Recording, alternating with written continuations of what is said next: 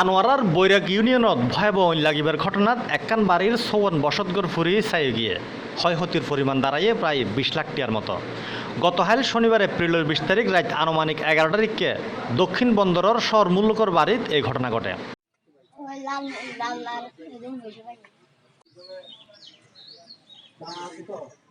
খবর পাই Anwara fire service ও সিওএফএল fire service ঘটনাস্থলত আইনে ও নিয়ন্ত্রণত আনে। বৈদ্যুতিক শর্ট সার্কিটের তুন এই ঐন লাগিবার সূত্রপাত ওই বলে ধারণা করার সংশ্লিষ্ট।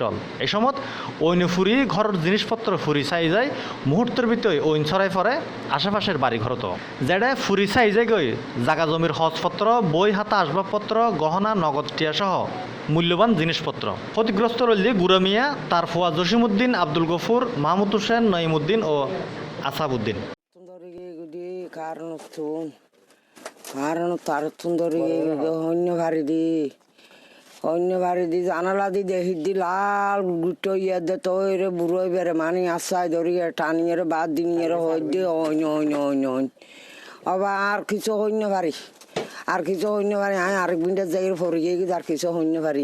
মানে 11টা সাড়ে 11টার দিকে আগুনের সূত্রপাত, বিশেষ করে শর্ট সার্কিটের মাধ্যমে। তো আমি আসছিলাম আসলে নাইট ডিউটি আসছিলাম, যার কারণে আমি সহজে তাড়াতাড়ি আইন না পারি। 11:30টার দিকে আগুন লাগি এবং 2টা পর্যন্ত আগুন কিন্তু চললে আর কি।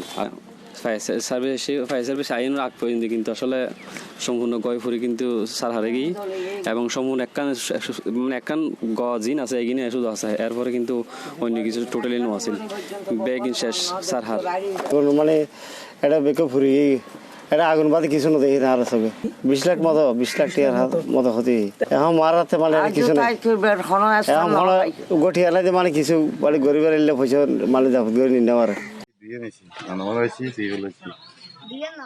Desk news, C+ TV।